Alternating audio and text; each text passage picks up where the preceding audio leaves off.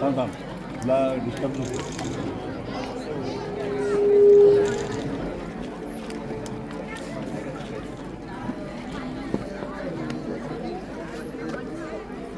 राज दिसतंय ना? हा दिसतंय. हा दिसतंय दिसतंय. अरे राज जागा अडू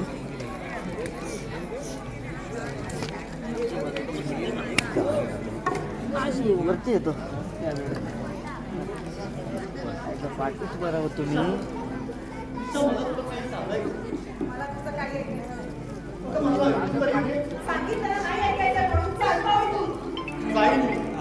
नक्की जाईल पण तुझा झालेला गैरसमज दूर करू.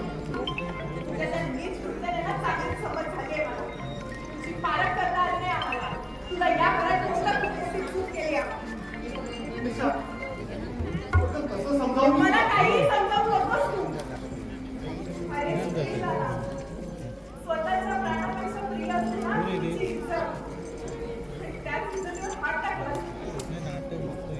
हुंडा आहेस ना, हुंडासारखाच वागला.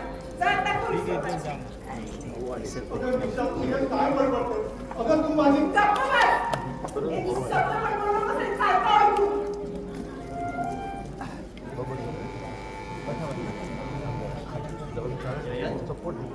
काय झालं रे? काही नाही, काही नाही. हे आपल्याला निशाकडे कळेल. थांब, तिला बोलवतो. निशा, हे निशा.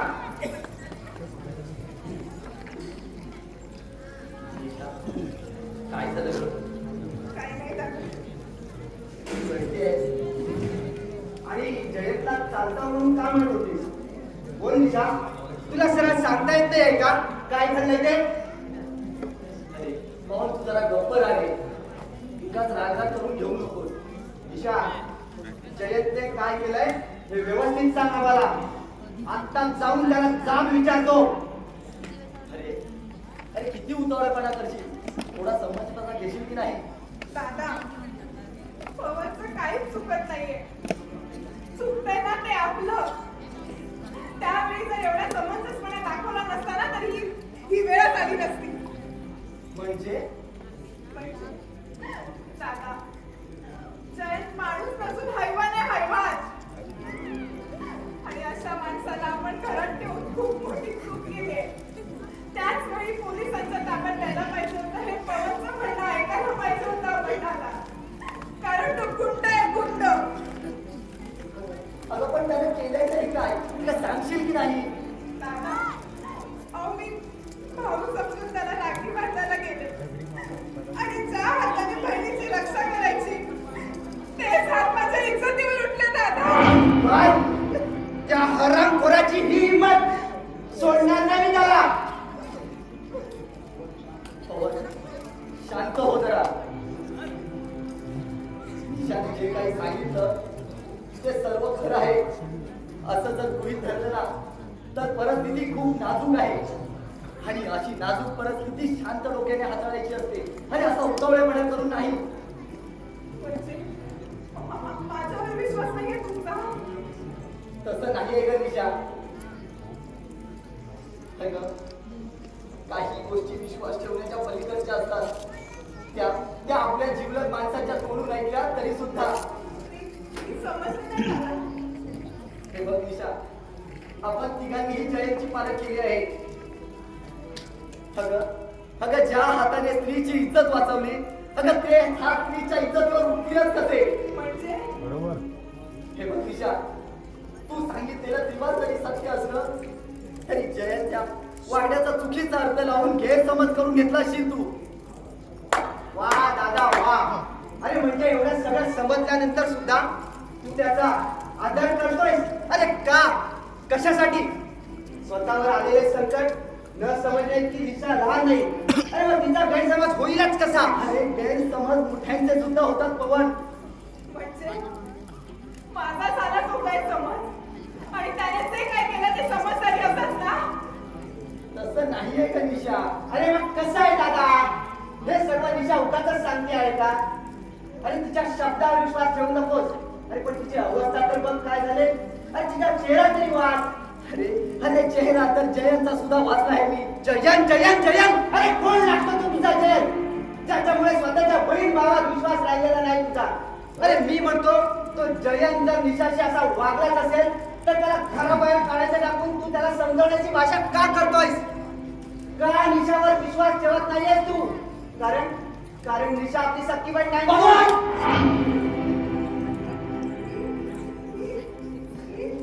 तुमची सख्खी बहीण नाही आहे. हे तसं नाहीये का निशा? निशा अरे काय केलंयस तू हे पवन? अरे कसं समजवायचंय तिला आता? अरे ती आपली सख्खी बहीण नाही हे ऐकून तिच्या मनाला किती वेदना झाल्या असतील. अरे आपण सख्खे भाऊ नाही तरी सख्ख्या बहिणीसारखे सांभाळत आलो आपण तिला. आणि आज आपण तिचे सख्खे भाऊ नाही हे ऐकून तिच्या मनाला किती वेदना झाल्या असतील पवन. कसं समजवायचंय तिला आता? कसं समजवायचं?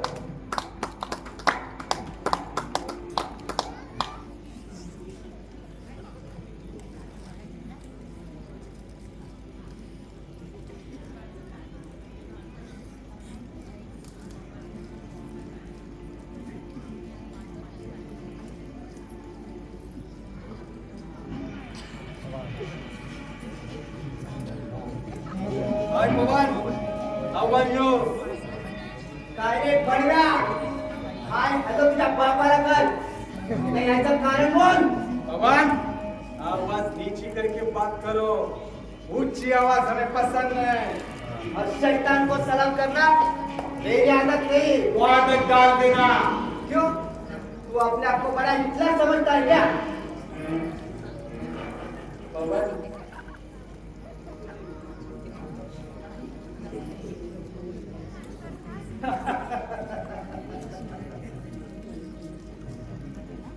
तुझको तो एक दिन मुझे सलाम करना ही होगा क्योंकि मैं कभी हार नहीं मानता. तो सुन कान खोल कर सुन मैं कभी कुत्तों की इज्जत नहीं करता. शैतानानं स्पर्शनाल गळा फाटेपर्यंत ओढावं. इथे पवित्र मंदिरात नव्हे समजलास? साला हे तुझं पवित्र मंदिर. अरे मनात आणलं ना ते एका दिवसात तुझं हे पवित्र मंदिर स्मशान बनवेल. आणि त्या दिवशी पहिला मुद्दा इथे मी तुझा काढेन. साला आपल्याला धमकी देतोस? आपल्याला मग तुला काय वाटलं मी तुझी स्तुती करतोय? पवन, तू अपन को जानता नहीं रे. मेरा नाम जंकिया भाई है. क्या जंकिया भाई खोपड़ी में घुस गया क्या? तो सुन जगह भाई दोबारा इस घर में कदम रखने की कोशिश की तो मां कसम काट के रख दूंगा.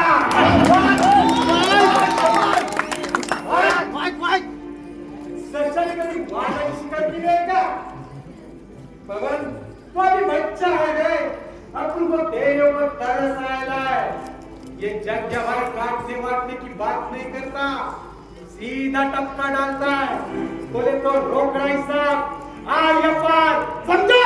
समझा क्या? हे त्या तुझ्या धमक्या आहेत ना त्या सोबतच्या आडू बांधून दे. आणि हा क्षणाचा विलंब न लावता वाटेला लाग नाहीतर तुझ्या भाषेत सांगून ठेवतोय रोकडा हिसाब करून टाकेन तुझा.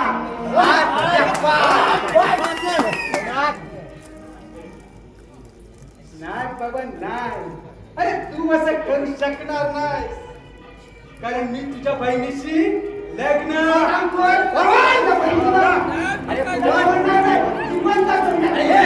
काय चालवलंस काय तू?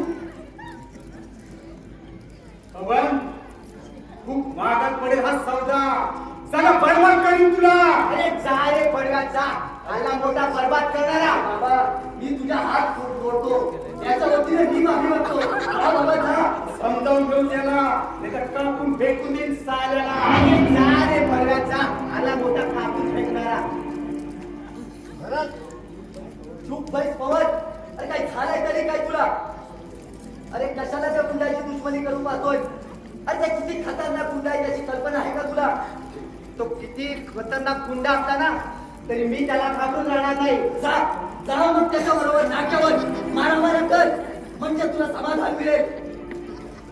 अरे पवन, अरे तुला कसं समजत नाही. अरे हे गुंड काहीही करू शकतात.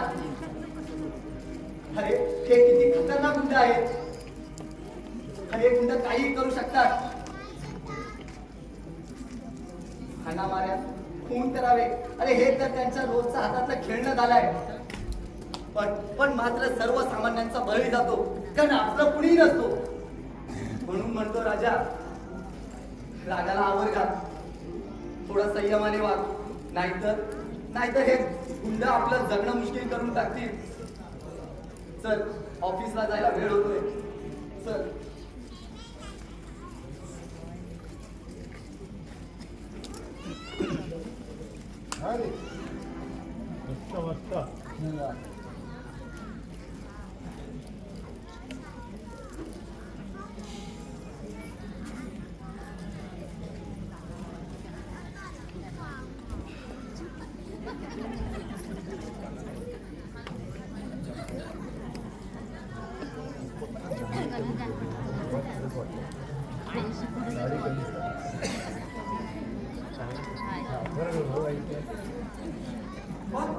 हे गेलं होता स्मशानात. कशाला अप्पा? अरे झक मारायला. मारले? काय? हो सर. कोट्या, आपण कमी कसं झालं होतो. अप्पा, हो तसं नव्हे. मग कसं? म्हणजे तुम्ही माझ्यासाठी पाटलाच्या मुलीला पाहायला जाणार होतात ना, ते विचारायचं होतं तुम्हाला. त्याचं काय झालं अप्पा? तिथं सुद्धा माझं राडवं आलं. काय म्हणाली ती? ती म्हणाली मला तुमच्या बोक्याबरोबर लग्नच करायचं नाही. काय अप्पा, या पाटलाच्या पोरीला मागणं घालायला गेला का तिच्या माजरीला? अरे मी पाटलाच्याच पुरीला मागणं घालतो, पण तिनं तुला बोका म्हटलं. आज सांगता का अप्पा? अशी म्हणाली ती? नाही. अरे तुझं गुणगान गात होती ती. हा, असं काहीतरी बोला ना. तरी म्हटलं ती अशी बोलेलच कशी? कशी बोलेल? तू तिला सिनेमातला हिरो वाटतोस ना. हिरो? अप्पा, बाहेर केवढी इज्जत आहे मला. जाऊ द्या, तुम्हाला नाही पटणार. अहो, ह्याच पुरी माझी स्तुती करत असतात. तो अरे केवढा माझा गुणाचा पोत. आहे की नाही गुणी? अहो, याच माझ्या गुणामुळे तुम्ही माझ्यावर रागवता आणि प्रेम करता. अरे चुकतो आहेस तू पोरा. आई विना वाढवलेल्या पोरासाठी या बाप्पाची होणारी तलमल तुझ्या कधी लक्षात यायची नाही. बायको विना नवरा आणि आई विना मुलगा, दोघेही दुर्दैवाचे वाटेकरी सारखेच रे, सारखेच. अप्पा, माझ्यामुळे तुम्हाला त्रास होतो ना? नाही मुला. अरे मुलगा म्हणजे बापाच्या आधाराची शेवटची काठी. मग मला सांग, अरे ज्याचा आधार त्याचा त्रास कसला? अप्पा, किती तुम्ही चांगले आहात, पण मी कसं? नाही. अरे नाही बोला. अरे तू हसताना छान दिसतोस. मी पण वेडा कुठला उगाच जुन्या आठवणी काढत बसलो. हे बघ, आपलं जेवण तयार आहे, आपण जेवण करून घेऊ. चल चल. अप्पा, खरंच रागवत म्हणजे? अरे वेडा कुठला, मी कसं काय रागवेल तुझ्यावर. चल आपण जेवण करून घेऊ. अरे वा, म्हणजे आमची पण व्यवस्था झाली म्हणायची. मग येऊ ना तात्या जेवायला. अरे एवढी घाई कशाला करतोस? आमचं जेवण झालं ना की आम्ही बोलवतो तुला. हे कशाला? हो, भांडी घासायला. हे बाबा, माझ्या जमणार नाही. अरे नाहीच होणार. आयतं खाल्लं ना काम करून खाल्लेलं पचत नाही. गोट्या, हा, चल आपण आपलं जेवण करून घेऊ. हो, या मग भांडी घासायला. तुम्हाला झाली या तात्यांची. म्हणे ऐकता खातो. मला नोकरी लागली की पाहतच राहा. जाऊ दे, त्यांच्याकडे लक्ष देऊन चालणार नाही. अरे, घरात कुणी आहे की नाही? दिशा, जय निशा.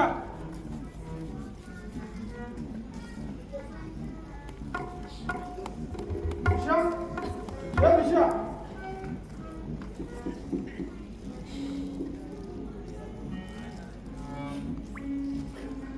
हाय निशा.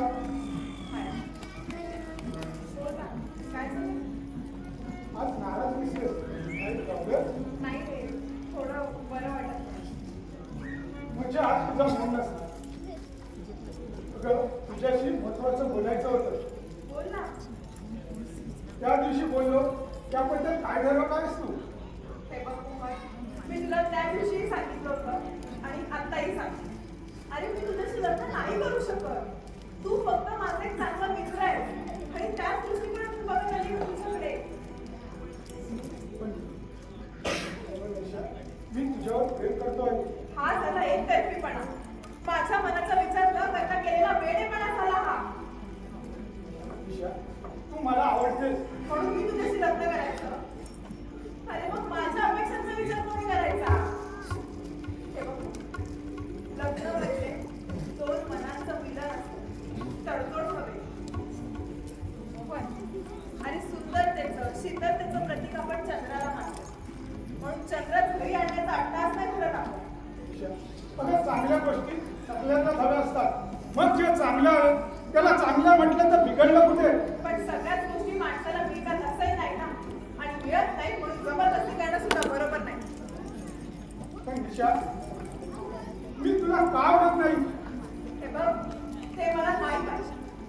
माझ्या निर्णयाशी मी ठाम आहे. तुला कळलं असेल. निशा, प्लीज नाही म्हणू नको. अगं, तुझ्यासाठी वाटेल ते करेन मी. मोहन हात सोड. निशा, तू म्हणशील तसं वागेल मी. मोहन हात सोड. मोहन हात सोड.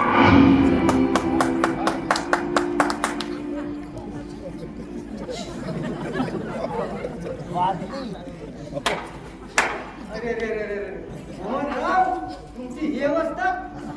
मी तुला पहिलंच सांगत होतो निशाच्या वाटेला जाऊ नकोस म्हणून. पण ऐकतं कोण? हे निशा म्हणजे धगधगती आग आहे आज. वर गेल्यावर चक्कर लागणारच. आता तुला लागला तसा. रुपया, तू आता गप्प बसतोस का? आला ना राग? अरे हेच तर चुकतं तुमचं. एक तर पोरी पटवता येत नाही, कुणाच्या जवळ कधी जायचं ते पण समजत नाही. तुझा नशीब चांगला आहे समज. तेव्हा या वेळेला पवन नव्हता. नाहीतर तुझं आज काही खरं नव्हतं.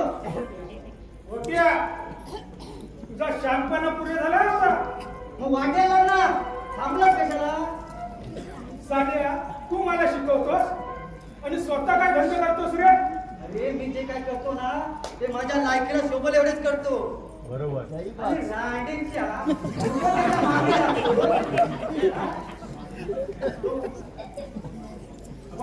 तो माझा प्रश्न आहे. मी कुणाच्या मागे जाऊ आणि काय करायला हवं ना ते तुझ्याकडून शिकण्याची गरज नाही मला. समजलं?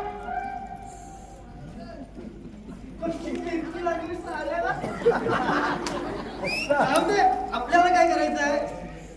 अरे बापरे, तिकडं माझी चंपा वाट बघत बसले.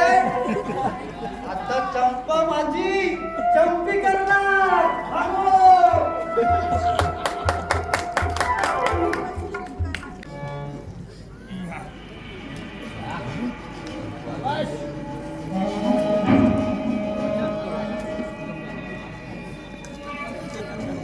आज दाखवू द्या अडव्याला माझ्या ताकदीचा अंदाज.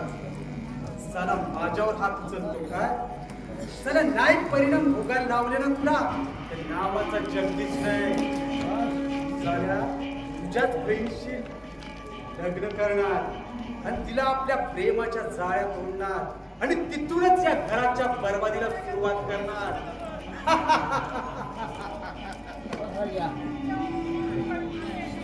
पण नाही, या पोरीशी मात्र मला प्रेमानं बोलावं लागेल. क्या नाम था उसका? ईशा. यस, ईशा. ए ईशा,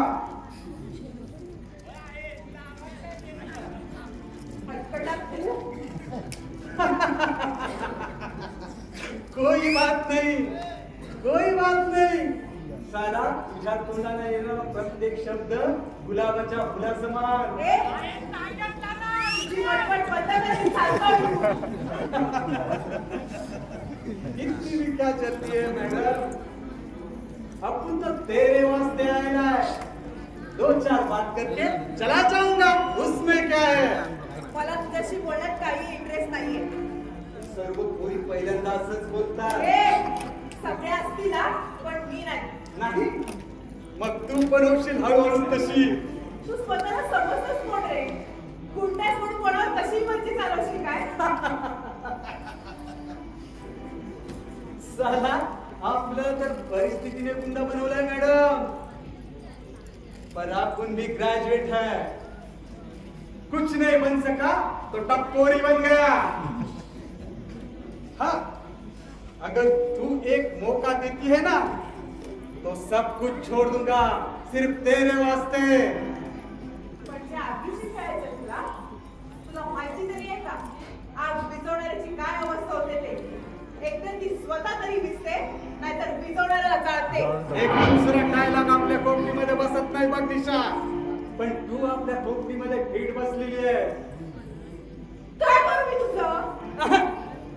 एवढा राग बरा नाही निशा. अगं खुश ठेवीन मी तुला, हवा तेवढा पैसा पुरवेल. आग लाव तुझ्या त्या पैशाला चालता इथून. निशा बहुत हो गई तेरी ये मचमच. बरा बोला नाईटलीस ना तो उचलून नाही. बरं, माझ्या अंगाला हात तरी लावून दाखव. काय करणार ग तू? तू एक कमजोर स्त्री, तू काय करणार माझं? अरे मूर्ख माणसा, स्त्रीला कमजोर समजून तिच्या भावनाशी खेळण्याचा मूर्खपणा करू नकोस. जीवानीशी मरशील. गुड चिमणीची पण बरोबरी करू पाहते गरुडाची. अगं तुम्ही स्त्रिया म्हणजे आमच्या सारख्याच्या पायातलं पायतान. हो, आणि तेच पायथन जेव्हा खवळत बसेल ना तर मरता मी आठवेल तुला. चालता इथून नाहीतर. निशा जग्या व्हायला अशा फाजील गोष्टी ऐकण्याची सवय नाही. मुकटपणे माझ्याबरोबर लग्न कर, नाहीतर बरबादीला सामोरी जा. माझ्या सहनशीलतेचा अंत बघू नकोस हं. नाहीतर तू मला मारणार. अरे मारणार, जीव घेईन मी तुझा. कारण जखमी वागी आणि सुडाने पेटलेली स्त्री सारखीच असते. म्हणे वाकी. हस हस हसून घे. कारण काळ जवळ आला ना की माणूस असाच भान नसल्यासारखा हसत सुटतो. पण तू जेव्हा माझी होशील ना अगं तेव्हा काळच काय स्वतःच यमाच्या पुढे उभा राहील. आणि तुझी ही अजून इच्छा मी कधीच पूर्ण होऊ देणार नाही. कशी होणार नाही तेच पाहतो.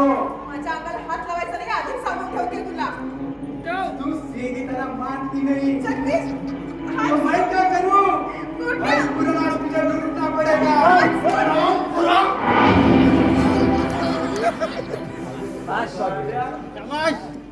निशा तू जर माझी झाली नाहीस ना तर कुणाचीच होऊ देणार नाही. माय नरंदा तुझे, माय नरंदा. निशा माझ्या मदतीला धावून आला, पण तुझे उपकार करायला पाहिजेत ना मी. तसं नाही निशा, तुझ्याकडून आम्हालाची अपेक्षा करत नाही. पण त्या हरामखोरांनी तुझा हात हिंमत केली. अरे त्याने तर माझा हातच धरला, पण तू कसं समजावू मी तुला? काही समजावू नकोस. स्वतःच्या नीच कृत्यावरती पांघरून घालण्याचा कुठे ना समजू ना मी. तू काही समज निशा, पण मी जे काही करतोय ना ते एका भावाचं कर्तव्य म्हणून करतोय. भावाचं कर्तव्य? अरे तुला माहिती तरी आहे का भावाचं कर्तव्य म्हणजे काय ते? भावाचं कर्तव्य म्हणजे अरे तुला माहिती आहे, स्त्री आहे ना स्वतःच्या प्राणापेक्षा तिच्या इज्जतीला जपत असते. स्त्रीची इज्जत ना काचेच्या भांड्यासारखी असते. तिच्यावर ओरखडा येऊ नये ना म्हणून प्राणापलीकडे जपत असते.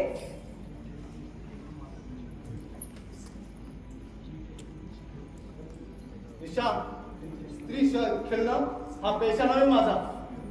तिचं रक्षण करणं मी माझं कर्तव्य समजतो. हो अरे पाहिलं ना मी माझ्यासाठी भगवान म्हणून आलास त्याच्यापासून रक्षण केलं स्वतःच्या स्वार्थासाठी. तो जे काही करत होता ते मी सहन करायला हवं. बरोबर. अरे तू तरी कसं सहन करशील? आपल्या शिकारीवरती लांडगा आलाय म्हटल्यावर वाट तरी गप्प कसा बसेल? नाहीतर तुझ्यावर माझी काय वासना? निशा ओरडू नकोस आणि हात खाली घे. एका कमजोर स्त्रीवरती ओरडून आहे ना मर्दांनी गाजवण्याचा प्रयत्न करू नकोस. तुझ्या पापाचा पाडा वाचला म्हणून तुझ्या तळपायाच्या मस्तकात गेली ना. एक लक्षात ठेवा माझ्यावरती परत हात उभारायचा नाही. तो अधिकार फक्त दादांचा आहे तुझा नव्हे. समजलं?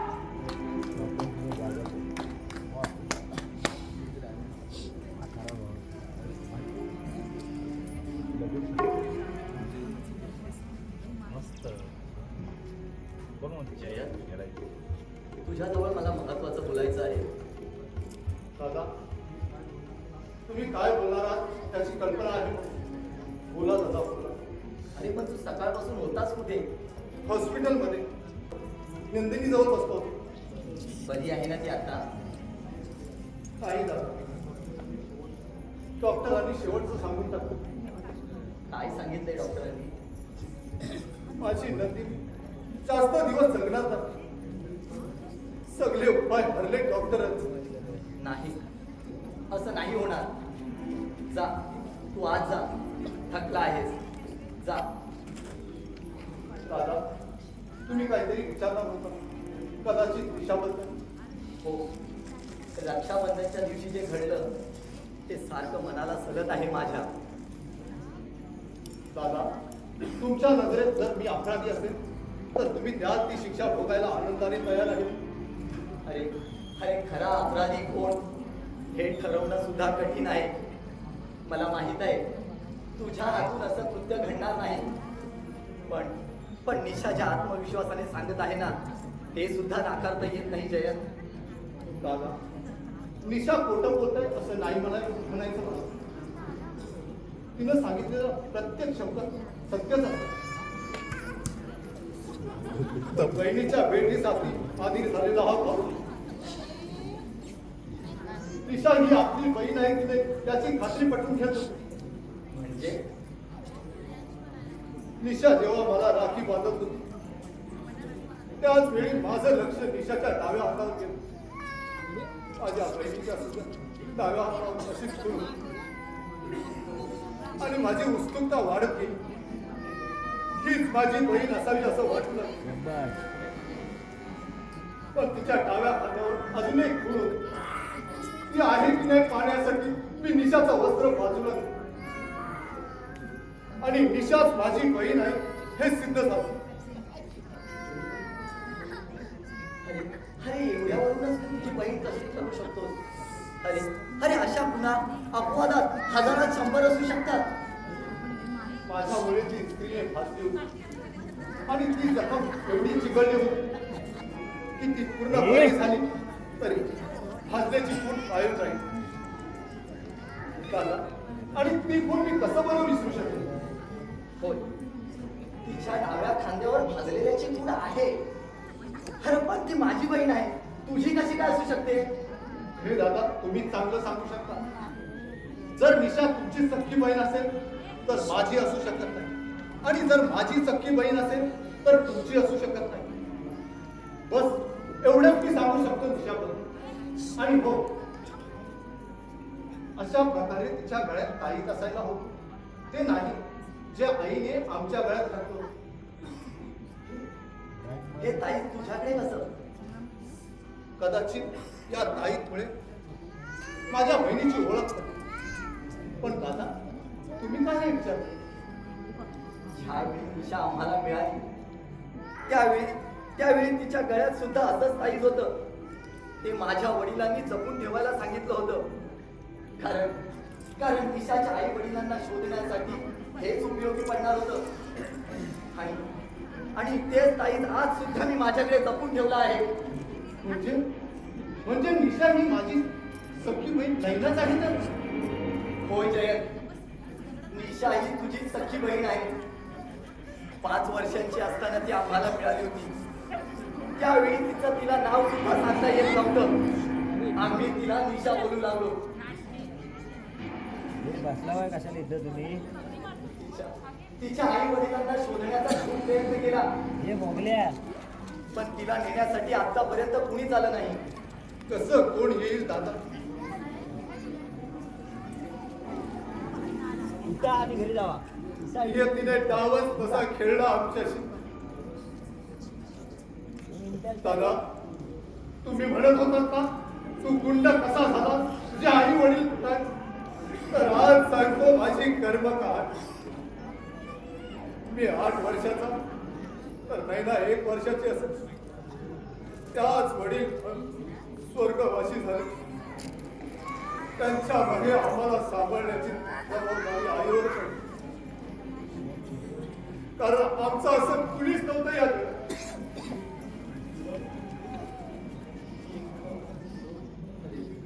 आणि मग तुम्ही एकमेकांपासून दुरावलेत कसे?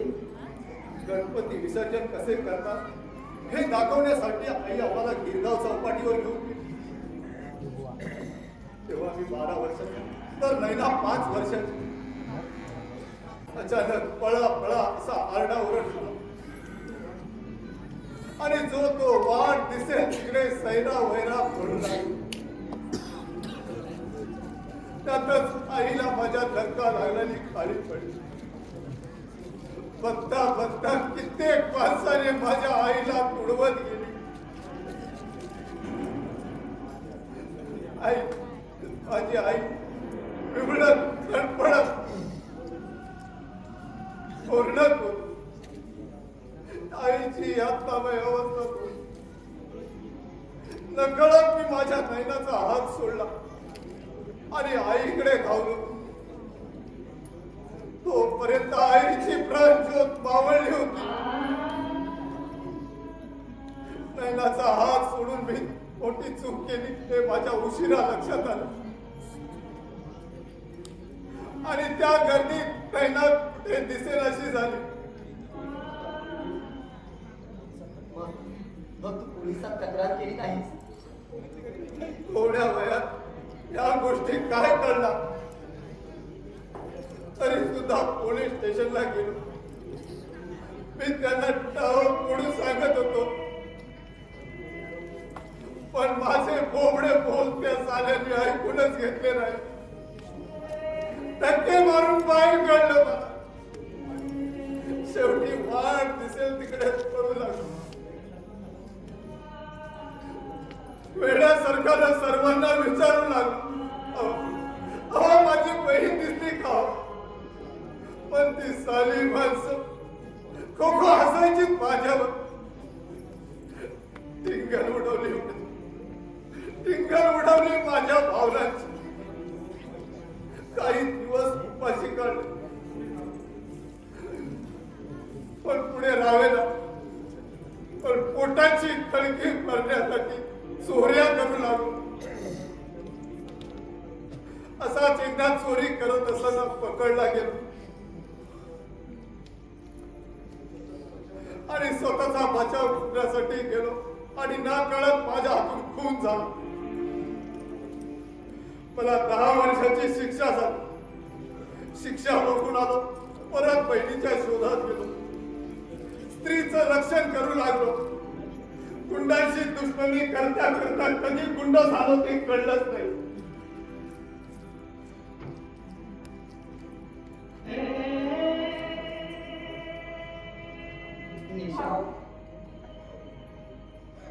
दादा, मी सगळं ऐकलंय. सगळं ऐकलंय. कसं भाव पडलंय तुला? आणि तुझी बापदारी कशी वागू मी? निशा,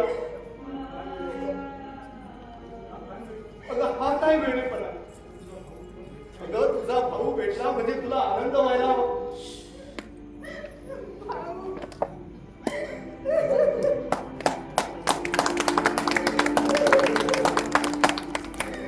भाऊ, काय केलं रे मी? काय केलं? स्वतःच्या भावावरती घाणेरडे आरोप केले रे.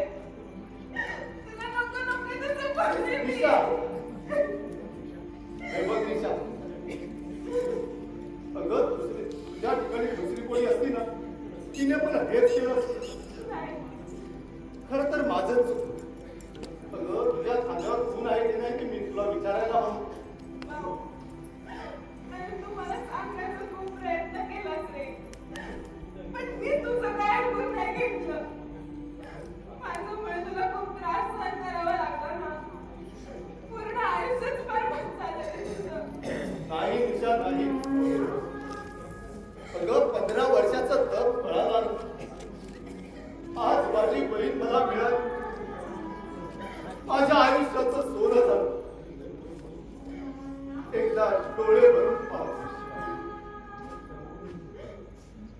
आता जाऊ कुठे कुठे चाललास तू? खूप दूर. आता मला जाताना दुःख वाटणार नाही. नाही नाही. तू मला जा म्हणाली तेव्हाच मी गेलो असतो. पण तुझ्या मनात माझ्याविषयी झालेली नफरत मी सहन करू शकत नसतो.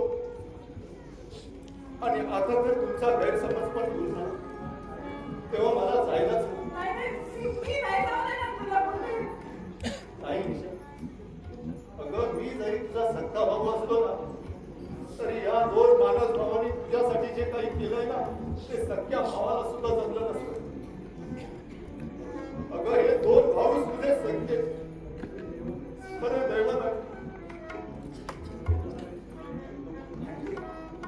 तू कुठे जाणार आहेस जयंत? पोलिसांना हवा असणारा मी गुंड, सतत डोक्याला कपन बांधून फिरावं लागणारा माझं जीव. अशा या जीवनात जीव घेणी तुपानं येतच राहणार. माझ्या निशाच्या सुखासाठी मला खूप दूर जायला हवं. वा जयंत वा. अरे काय पण आयुष्याच्या मैदानातून पळवाट शोधलेस. अरे ज्या बहिणीच्या शोधासाठी तुला आयुष्यभर कटू अनुभवांना सामोरं जावं लागलं. अरे गुंडांसारखं मातीमोल जीवन जगावं लागलं. आणि ती बहीण आज भेटल्यावर जायची वार्ता करतोस. अरे मग हे आयुष्याचं बलिदान दिलेस ते कोणासाठी जयंत? कोणासाठी? अरे अरे पवन, पण तू तर सकाळी. हो दादा.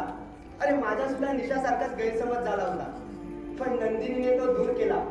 आताच नंदिनीला भेटून आलोय मी आणि इथे येऊन बघतो तर काय, सख्या बहीण भावाची ओळख सुद्धा पटली होती. पवन, तुम्ही खूप केलं रे माझ्या बहिणीसाठी. अरे आम्ही जे केलं ते आमचं कर्तव्य होतं आणि आता तुला तुझं कर्तव्य पार पडायचं आहे. म्हणजे निशाला सोडून कुठे जायचं नाही. अगदी बरोबर. काय निशा, आजपासून घरात माणसं किती? 4. आता मात्र खुश झाली निशा. अरे अरे तिच्या खुशीतच आपण आपली खुशी मानत आलो आहोत.